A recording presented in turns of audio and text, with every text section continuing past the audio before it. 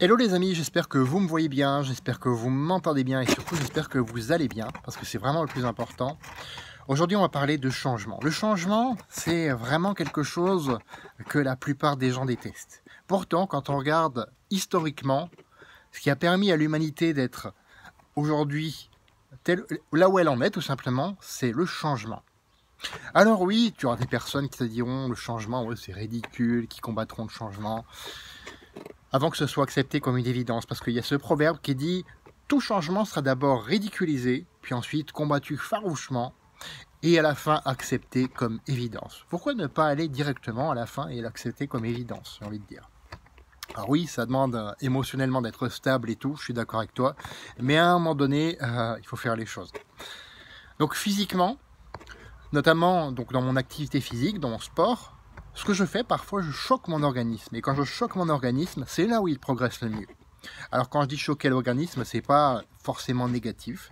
C'est tout simplement changer d'exercice, mettre en place certaines routines, oui, parce que tu pourrais me dire, oui, mais pourquoi des routines alors? Oui, les routines sont là pour les mettre en place, et pour mettre en place surtout ces petits pas qui feront la différence. Mais après, ces petits pas, tu peux les faire dans une direction, dans une autre, ou même dans la direction complètement opposée. Et c'est ça qui fera les grandes différences.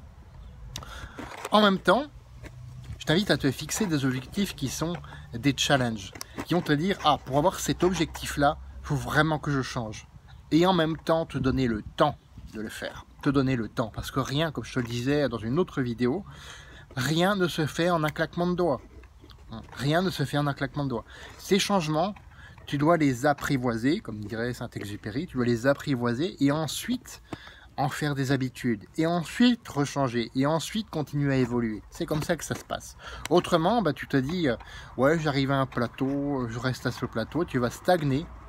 La stagnation mène au déclin, et le déclin, tu sais, où il mène à la mort, tout simplement.